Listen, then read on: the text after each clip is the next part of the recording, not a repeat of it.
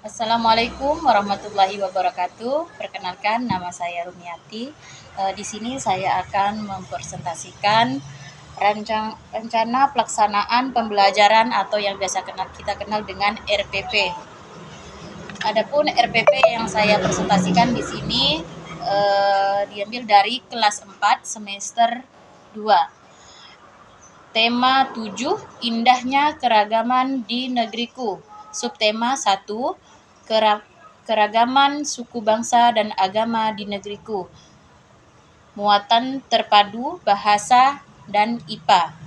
Pembelajaran yang pertama, alokasi waktunya 1 hari. Dan di sini kompetensi inti, saya akan membacakan kompetensi intinya atau yang biasa kita kenal dengan KI. Yang pertama itu menerima dan menjelaskan ajaran agama yang dianutnya. Yang kedua, menunjukkan perilaku jujur, disiplin, tanggung jawab, santun, peduli, dan percaya diri dalam berinteraksi dengan keluarga, teman, guru, dan tetangga.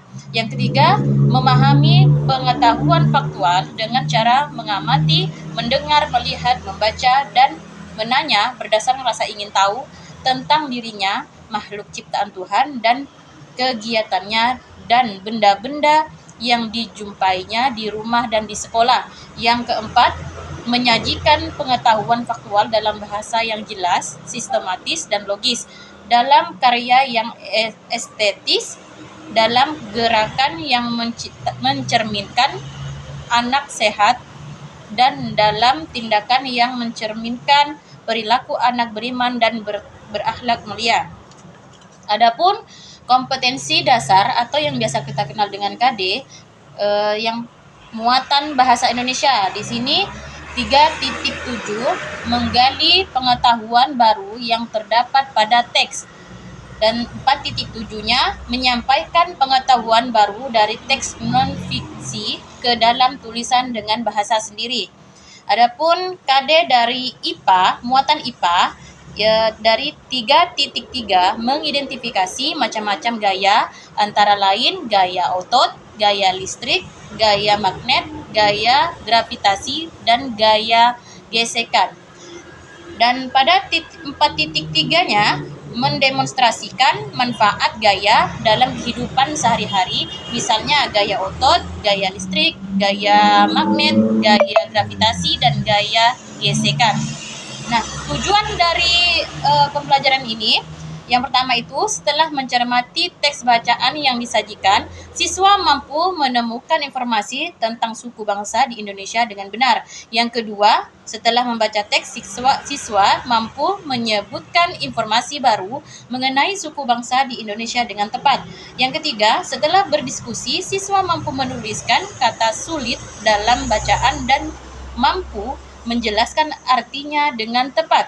Yang keempat, setelah berdiskusi, siswa mampu menjelaskan dan menuliskan pokok pikiran setiap paragraf dalam bacaan dengan benar. Yang kelima, setelah melakukan percobaan, siswa mampu menjelaskan pengertian gaya dengan tepat. Yang terakhir, yang keenam, setelah melakukan pengamatan dan diskusi, siswa mampu menjelaskan pengertian gaya, otot, dan pengaruhnya terhadap benda dengan tepat. Adapun selanjutnya itu materinya di sini yang pertama teks bacaan atau suku bangsa di Indonesia. Yang kedua, menulis kata sulit. Yang ketiga, menulis pokok pikiran dari paragraf. Yang terakhir, pengertian gaya otot dan pengaruhnya terhadap benda. Nah, selanjutnya yaitu mengenai pendekatan dan metode yang digunakan pada RPP ini. Yang pertama itu pendekatan saintifik, yang kedua strategi yang digunakan di sini cooperative learning. Tekniknya di sini example non example. Yang terus metodenya penugasan, pengamatan, tanya jawab, diskusi, dan ceramah. Adapun kegiatan pembelajaran di sini ada yang pertama itu pembuka. Pembuka di sini berlangsung selama 10 menit seperti guru memberikan salam. Terus kelas dilanjutkan dengan doa dipimpin oleh salah seorang siswa. Siswa yang diminta membaca doa adalah siswa yang hari ini datang paling awal, misalnya seperti itu. Selanjutnya ke kegiatan inti.